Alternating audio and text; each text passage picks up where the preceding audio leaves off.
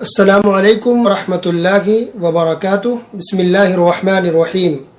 الحمد للہ والصلاة والسلام علی رسول اللہ وعلی آلہ واصحابہ اجمعین.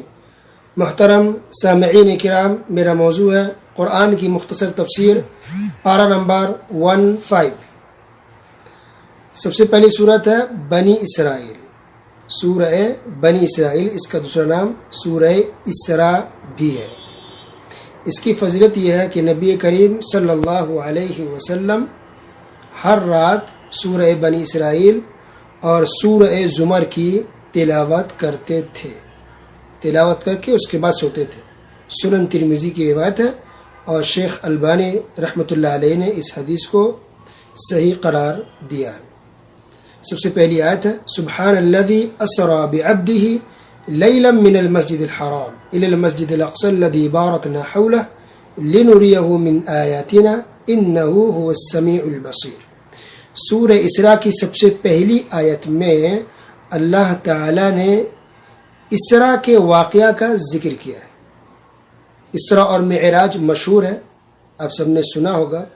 نبی کریم صلی اللہ علیہ وسلم جب مکہ میں تھے تو ہجرت سے پہلے ہی مکی زندگی میں ہی ایک رات اللہ کے حکم سے جبرائیل علیہ السلام آئے نبی صلی اللہ علیہ وسلم کے پاس، اور نبی صلی اللہ علیہ وسلم کو مکہ سے لے کر کے مسجد اقصی لے گئے جو کہ فلسطین میں ہے. تو اس واقعے کو کہتے ہیں اسراء. مکہ سے مسجد اقصی کی طرف گئے، اس معاملے کو، اس واقعے کو اسراء کہا جاتا ہے. پھر مسجد اقصی سے جبرائیل علیہ السلام نے اللہ کے حکم سے نبی صلی اللہ علیہ وسلم کو 7ویں آسمان کے اوپر لے گئے.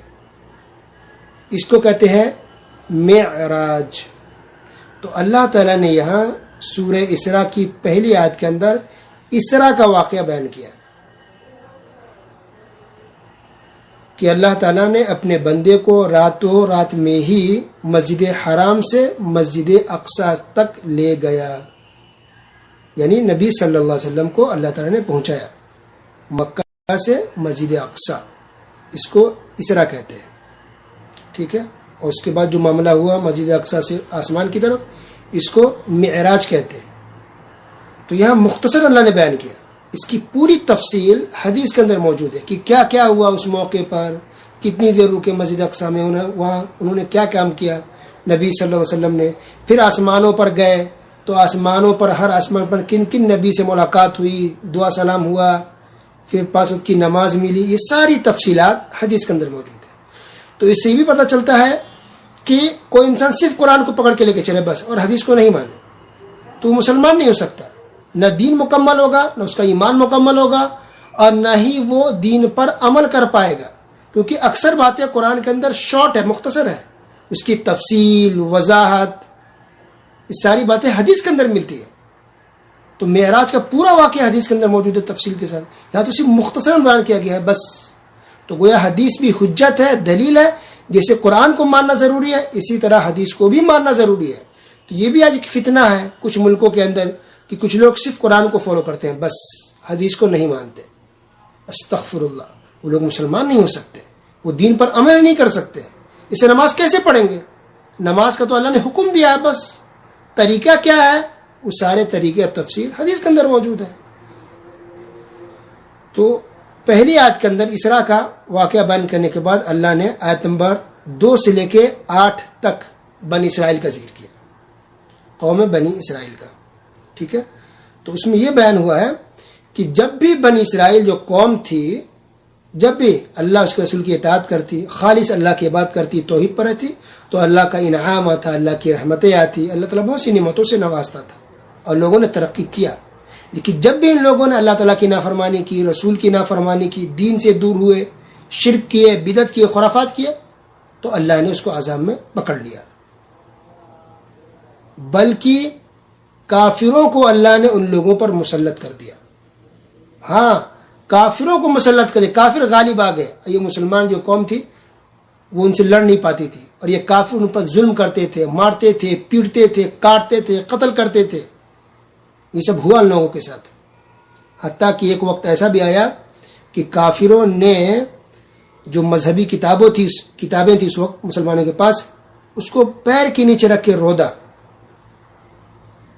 اور بیت المقدس کو جو کہ فلسطین میں اس کو توڑا، اور بے شمار مسلمانوں کو قتل کیا، مسلمانوں کے گھروں کو آگ لگا دیا، گھروں کو جلا دیا، سامان کو لوٹ لیے.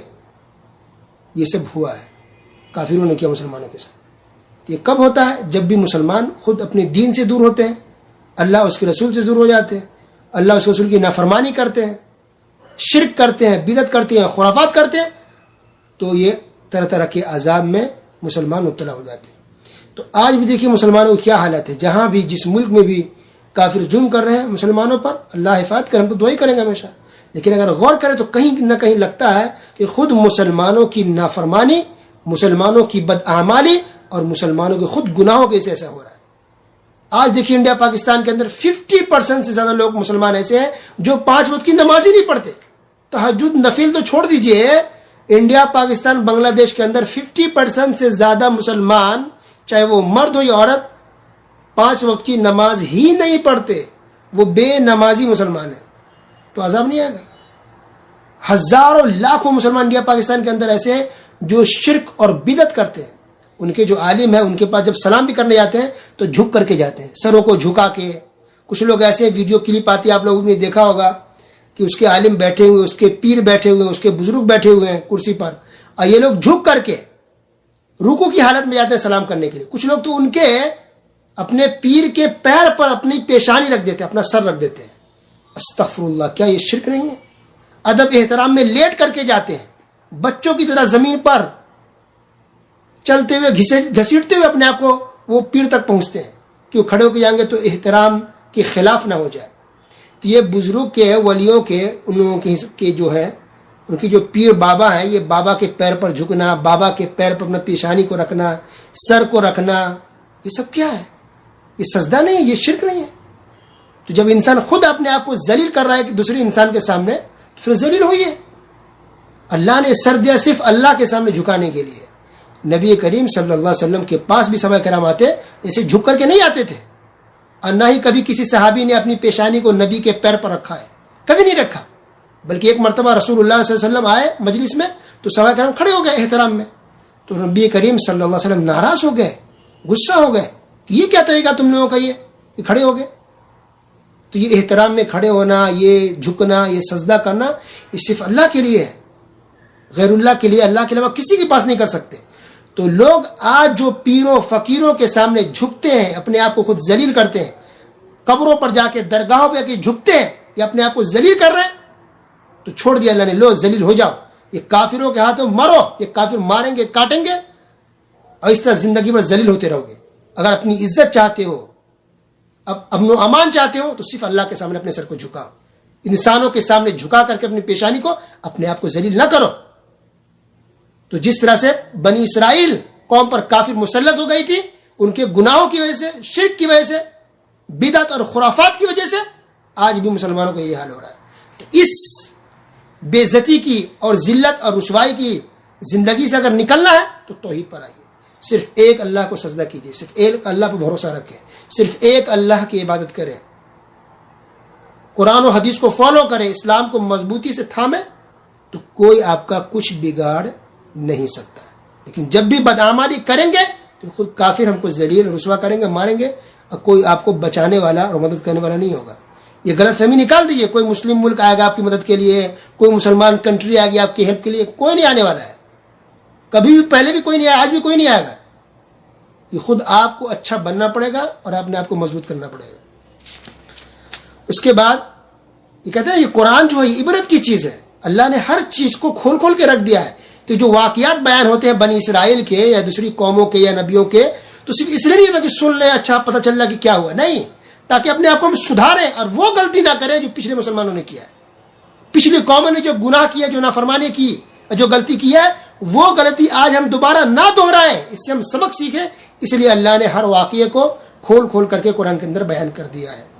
اس کے بعد اللہ نے کہا قرآن کے بارے میں، دیکھیے ان ھذا القرآن یہدی للتی ہی اقوم، کہ یقیناً یہ قرآن وہ راستہ دکھاتا ہے جو بہت ہی سیدھا ہے.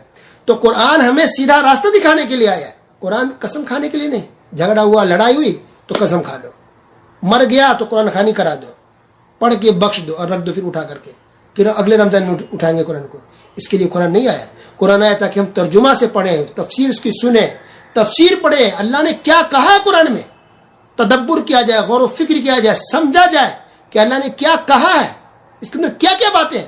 تو جب تک اس کی تفسیر نہیں سنیں گے, قرآن کی ترجمہ سے نہیں پڑھیں گے, یا جو بھی علماء تفسیر بیان کر اس کو آپ سنیں گے نہیں, تو کیسے پتہ چلے گا آپ کو ہدایت آپ کو کیسے ملے گی, کیسے آپ کو عبرت ملے گی, کیسے آپ کو نصیحت ملے گی, کیسے پتہ چلے گا.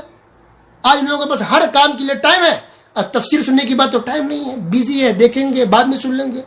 آپ کے پاس جب قرآن سننے کا ٹائم نہیں ہے, اور بھی رمضان کے مہینے میں نہیں, کب آپ کو ٹائم ملے گا؟ کون بیزی نہیں ہے دنیا میں؟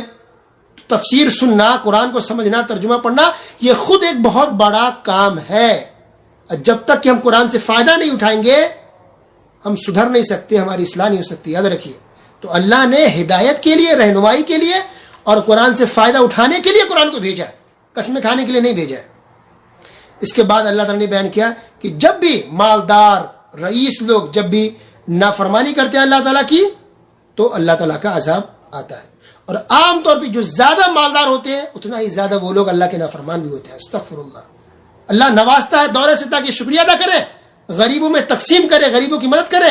تو یہ گھمنڈ تکبر میں چور ہوتے ہیں, یہ اپنے رشتہ داروں کی مدد نہیں کرتے. یہ مالدار کروڑپتی لوگ ہوتے ہیں, لیکن کوئی بھائی ہے, کوئی بہن ہے, کوئی چاچا ہے, کوئی ماموں ہے, کوئی خالہ ہے, کوئی پھوپھی ہے, غریب ہے بیچاری, کھانے پینے کے ان کے پاس پیسے نہیں ہیں, لیکن لوگ مدد نہیں کرتے. استغفر اللہ. تو اللہ کا عذاب نہیں آئے گا تو کیا آئے گا؟ یہی پیسہ, یہی دولت آپ کے لیے رسوا کن بن جائے گا, آپ کے لیے عذاب بن جائے گا. لوگ آج سے زکات تک نہیں نکالتے, ایک ایک پیسے کا حساب لے کر کے آپ کو زکات نکالنی پڑے گی. اگر نہیں نکالیں گے تو اس کے لیے دردناک عذاب ہے. اس کے بعد اللہ تعالیٰ نے کہا وَقَضَىٰ رَبُّكَ أَلَّا تَعْبُدُوا إِلَّا إِيَّاهُ وَبِالْوَالِدَيْنِ إِحْسَانًا, کہ اللہ تعالیٰ نے فیصلہ کر دیا ہے کہ اللہ کے علاوہ کسی اور کی عبادت مت کرنا, توحید پر رہنا, توحید پر. اور ماں باپ کے ساتھ, ماں اور باپ دونوں, صرف باپ نہیں, رات دن باپ کی تعریف نہیں, یہ صرف ماں یہ بھی نہیں, ماں باپ دونوں کے ساتھ حسن سلوک کرنے کا اللہ نے حکم دیا ہے. اور کہا اما یبلغن عندک الکبر احدهما او کلاهما, کہ ماں باپ میں سے دونوں یا ایک بڑھاپے کو اگر پہنچ جاتے ہیں, فلا تقل لهما اف, تو انہیں اف تک مت کہو. کیا پتہ چلا کہ جب انسان بوڑھا اور بوڑھی ہوتا ہے نا, تو اس کی بہت سی عادتیں چھوٹے بچے سی ہو جاتی ہے. کسی بات پر ضد کرنا, فوراً ناراض ہو جانا, جلدی غصہ کر دینا, چڑچڑا پن آ جانا, یہ بوڑھا بوڑھی کے سب ماں باپ کے اندر ہوتا ہے. چھوٹے بچے سے بہت سی عادتیں بوڑھا بوڑھی کے اندر آ جاتے ہیں. تو اولاد کو چاہیے کہ صبر کرے, اسی طرح سے جس طرح سے اس کے ماں باپ صبر کرتے تھے. جب آپ چھوٹے تھے, آپ روتے تھے, چیختے تھے, چلاتے تھے, بولتے تھے, غلطیاں کرتے تھے, ماں باپ آپ کو معاف کر دیتے تھے, سمجھتے تھے کہ آپ چھوٹے ہیں, معصوم ہیں, بچے ہیں. اس لیے آپ سمجھیے کہ یہ ماں باپ اب بوڑھے ہو چکے ہیں, اب ضرورت ہے کہ آپ ان کی خدمت کریں, ان کی باتوں پر صبر کریں. اچھا, کچھ اولاد ایسی ہے جو چاہتے ہیں کہ ہم ماں باپ کو بول کے چپ کرا دیں گے, تو سمجھیے کہ ہم ماہر ہیں, ہم قابل ہیں, ہم نے ماں باپ کو چپ کرا دیا. استغفر اللہ.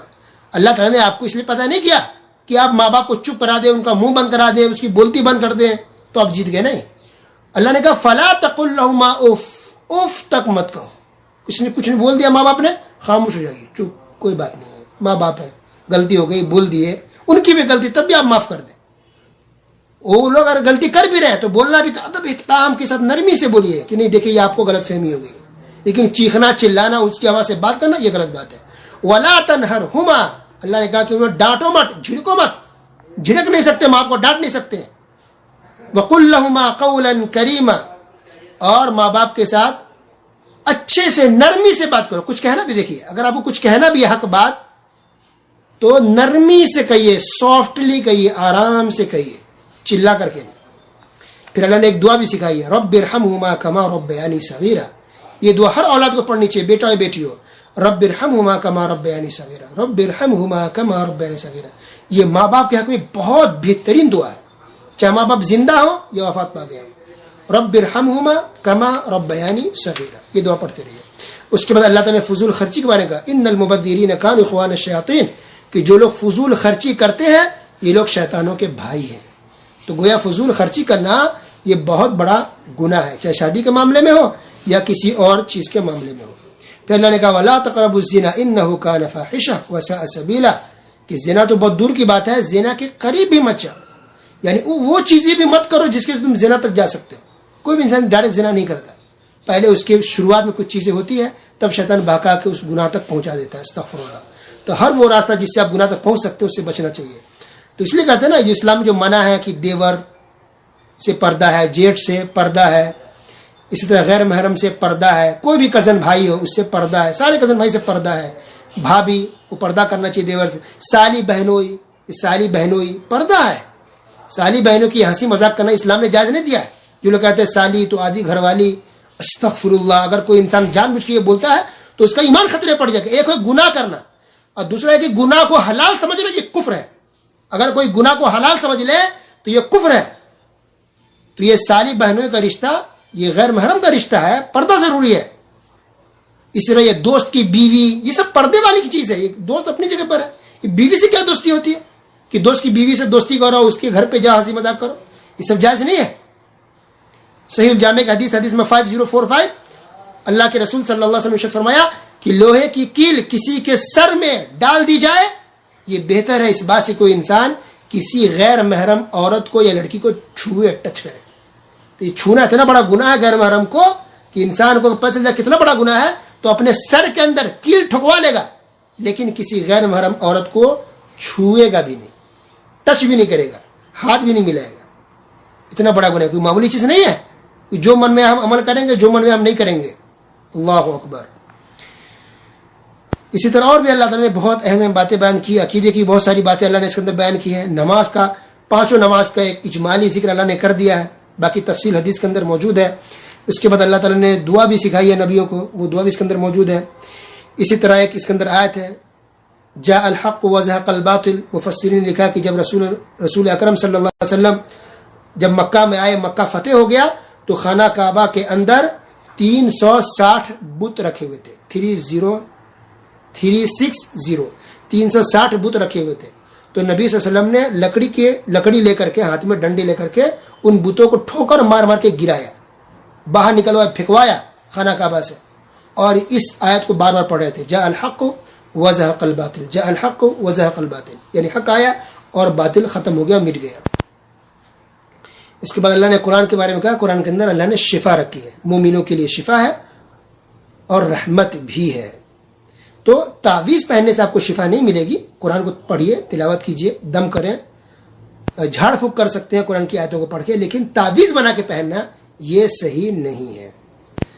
اس کے بعد ایک آیت ہے روح کے بارے میں. یہودیوں نے پوچھا کہ روح کے بارے میں بتائیے, تو اللہ تعالیٰ نے اس کے جواب میں آیت نازل فرمائی, وَيَسْأَلُونَكَ عَنِ الرُّوحِ قُلِ الرُّوحُ مِنْ أَمْرِ رَبِّي وَمَا أُوتِيتُم مِنَ الْعِلْمِ إِلَّا قَلِيلًا. کہ یہ لوگ آپ سے روح کے بارے میں پوچھتے ہیں, اے نبی کہہ دیجئے کہ روح کا جو معاملہ وہ میرے رب کی طرف سے ہے, تم کو تو بس تھوڑا سا علم دیا گیا ہے. یعنی روح کی گہرائی میں انسان جا ہی نہیں سکتا کہ روح کے کلر کیا ہے, کیسا دکھتا ہے روح, کیا وہ سافٹ ہے یا وہ نرم ہے, وہ دھاگے جیسا ہے یا کوئی چربی جیسا ہے یا کوئی نس جیسا ہے تو جسم کے اندر ہمارے, اور فرشتے آتے ہیں تو روح کو کھینچتے ہیں, تب ہماری موت ہو جاتی ہے. لیکن آج تک کسی کو پتہ نہیں چلا کہ روح ہے کیا چیز, دکھنے میں کیسی ہے, کسی کو نہیں معلوم. سبحان اللہ. اللہ کی قدرت دیکھیے, اللہ کا نظام اور سسٹم دیکھیے کہ انسان کی عقل حیران رہ جاتی ہے.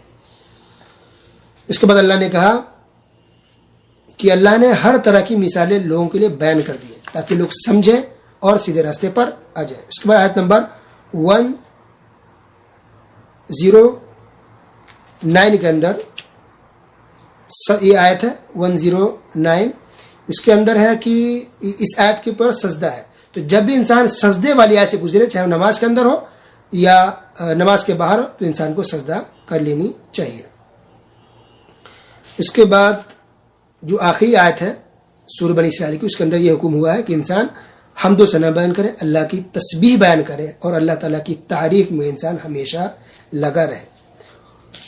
اس کے بعد ہے سورہ کہف. کہف کا معنی ہوتا ہے غار, یعنی سرنگ. پہاڑوں میں سرنگ بناتے ہیں, بڑا جو ہول ہوتا ہے اس کو غار کہتے ہیں. تو دراصل اصحاب کہف کا ایک واقعہ اس کے اندر بیان ہوا, اس لیے اس کا نام سورہ کہف رکھا گیا ہے. اس سورت کی فضیلت یہ کہ جو انسان جمعہ کے دن سورت کی تلاوت کرے گا تو ایک جمعہ سے دوسرے جمعہ تک اس کے لیے روشنی رہے گی. دوسری فضیلت یہ ہے کہ انسان دجال کی فتنے سے محفوظ رہے گا جو اس کی تلاوت کرے گا. اور تیسری فضیلت یہ ہے کہ جو انسان اس کی تلاوت کرے گا گھر کے اندر سکونت رہے گی، امن و امان رہے گا، اور گھر کے اندر برکت نازل ہوتی رہے گی۔ اب اصحاب کہف کا واقعہ کیا ہے؟ معاملہ یہ تھا کہ بہت پہلے کی بات ہے، ایک زمانہ تھا کہ بادشاہ اور جو پبلک سب کے سب کافر اور مشرک تھے، لیکن کچھ نوجوان ایسے تھے جو مسلمان ہو گئے تھے، اسلام کو انہوں نے قبول کیا اور اللہ پر ایمان انہوں نے لیا۔ تو اب یہ مسلمان کچھ نوجوان ہیں، مسلمان تو ہو گئے، تو ایک ڈر تھا کہ یہ بادشاہ کو پتہ چل گیا لوگ قتل کر دیں گے، یہ لوگ کچھ ہی لوگ تھے، مار ڈالتے۔ تو ان لوگوں نے اپنے ایمان کی حفاظت کے لیے اور تاکہ وہ اسلام پر اچھے سے عمل کر سکے، یہ لوگ شہر سے نکل کے پہاڑ میں چلے گئے جہاں سرنگ بنا ہوا تھا، اور وہیں چھپ گئے، وہیں بیٹھ گئے اور وہیں جا کر کے اللہ کی بات کرتے تھے۔ ٹھیک ہے، تو اپنی ایمان کی حفاظت کے لیے شہر کو انہوں نے چھوڑ دیا اور چلے گئے پہاڑ میں اپنے ایمان کو بچانے کے لیے۔ کتنا ایمان ان کا اسٹرانگ تھا، یہ نہیں کہ پبلک کے ساتھ ہم یہاں ملا کر کے شرک اور بدعت کرنا شروع کر دیا، نہیں، اپنے ایمان کو بچا لیا انہوں نے۔ تو اللہ نے ان لوگوں کو سلا دیا سرنگ کے اندر۔ کتنے سال؟ 309 سال 309 سال تک اللہ نے ان نوجوانوں کو سلا دیا۔ نوجوان کتنے تھے؟ تقریباً 9، ان کی تعداد 9 تھی یا 9 سے کچھ زیادہ یا کم رہی ہوگی۔ سوئے کتنا؟ 309 سال تک۔ اس کے بعد اللہ نے ان کو جگایا، جب جاگے تو بھوک لگی، تو ان کے بعد جو پیسہ تھا وہ لے کر کے شہر میں گئے۔ اب ان کو اندازہ نہیں تھا کہ 309 سال تک ہم سوئے رہ گئے۔ تو جب خریدنے سامان گیا، دکاندار پیسہ دیکھ کے تو بڑا گیا کہ یہ تو جو سکہ جو ہے، یہ کرنسی ہے، پیسہ، یہ تو بہت پرانے زمانے کا ہے۔ تو اس کی حرکت کو دیکھ کر کے یہ جو نوجوان تھا سمجھ گیا کہ لگتا کچھ گڑبڑ معاملہ ہے، فوراً یہ واپس پلٹ کے نوجوان آ گیا اسی جگہ پہ جہاں لوگ تھے، اور اس کو پھر اللہ نے ان لوگوں کو موت دے دی، وفات دے دی، ہو گئے، فتنے کے شکار نہیں ہوئے، تو اللہ نے پھر اس کو ان لوگوں کو موت دے دی۔ تو یہی واقعہ اللہ نے اس سورۃ کے اندر بیان کیا ہے۔ اس کے لیے اور بھی کچھ واقعہ ہے موسیٰ علیہ السلام کا کے بارے میں، تو وہ واقعہ انشاءاللہ کل کے درس میں بیان کریں گے۔ تو یہ بات ہو گئی۔ اچھا، آیت نمبر 19 کے اندر قرآن آدھا مکمل ہوتا ہے، آدھا قرآن وہاں پر ہوتا ہے آیت نمبر 19 پر۔ پھر اللہ نے اس کے اندر یہ بھی بیان کیا انشاءاللہ کہنا چاہیے، جب بھی کوئی کام کرے کہ انشاءاللہ یہ کام ہو جائے گا، انشاءاللہ یہ کام کریں گے، انشاءاللہ لگانا چاہیے۔ جب انشاءاللہ اگر نہیں لگاتے ہیں تو ہو سکتا ہے کہ وہ آپ کا کام نہ ہو اور اللہ کی مدد نہیں ہوتی۔ ہر کام میں ہمیں انشاءاللہ کہنا چاہیے۔ پھر اللہ نے یہ بھی کہا کہ ساری چیزیں ختم ہو جائے گی، لیکن انسان کے جو نیک اعمال ہوں گے، جو نیکیاں، وہ باقی رہے گی۔ تو مرنے کے بعد آپ کے ساتھ نہ گھر جائے گا، نہ اولاد، اور نہ یہ کاروبار، آپ کے ساتھ جائیں گے تو آپ کے نیک اعمال۔ تو نیک اعمال صرف نماز روزہ نہیں ہے، وہ تو ہے ہی پہلی فرصت میں، نماز روزہ کے علاوہ صدقہ، خیرات، زکوٰۃ، لوگوں کی مدد کرنا، خیال رکھنا، ماں باپ کی خدمت کرنا، پبلک کا خیال رکھنا، جو بھی ہے، یہ ساری چیزیں نیک اعمال میں آتی ہے۔